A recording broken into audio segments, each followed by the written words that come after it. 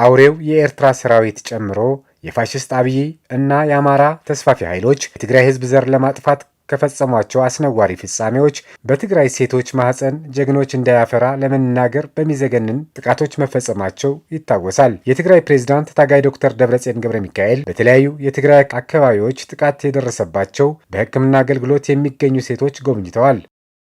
ስቃያችሁ የትግራይ ህዝብ ስቃይ ነው ያሉት ታጋይ ዶክተር ደብረጽዮን ገብረሚካኤል በሴቶቹ ጥቃት ግፍ የፈጸሙ ኃይሎች ዋጋቸው እያገኙ መሆኑንና እስከ መጨረሻም እንደሚፋረዷቸው ተናግረዋል። እቶም ዘጋፍዑና ዝደፈሩና ገናውን ክንፋረዶም ኢና ግን እነዛ ግፍ የፈጸሙብንና የደፈሩን ገና እንፋረዳቸዋለን። ሁላችን ተባብረን ታግለን ልንጠራርጋቸውና ልንደምሳቸው ከዛ አልፈን ወደ ፍርድ እናቀርባቸዋለን። ለራሳችን ከዚህ ችግር ወጥተን እግር ተክለን እንዲያልፍልን ተማሪዎች ወደ ትምህርታቸው፣ ሌላው ወደ ስራውና ልማቱ ገብቶ እንድንለማ እንጂ ሌሎች እንዳሰቡት ወደ ኋላ 40ና 50 ዓመት ልንመለስ አይደለም። አሁን ነገሮች ተገለባብጠዋል።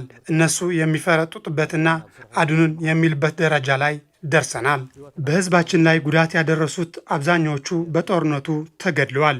የእያንዳንዳችሁ ጉዳት ያደረሱ ብናውቋቸውና በህይወት ያሉት ይዘን ወደ ፍርድ ብናቀርባቸው በጣም ነው የምንፈልገው። እናንተን የደፈሩ ሊቀጡ ይገባል። በሴቶች ላይ የደረሰው ጥቃት የዘር ማጥፋት አንዱ አካል እንደሆነ በመረዳት ፋሽስታውያኑ ለመደምሰስ በሚደረገው ትግል ከትግራይ መንግስት ጎን እንደሚቆሙ ጥቃት የደረሰባቸው ሴቶች ገልጸዋል።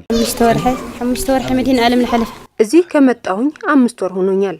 ከደፈሩኝ በኋላ የተቆራረጠ ምላጭና ሚስማር ማህፀኔ ውስጥ አስገብተውብኝ ሄዱ።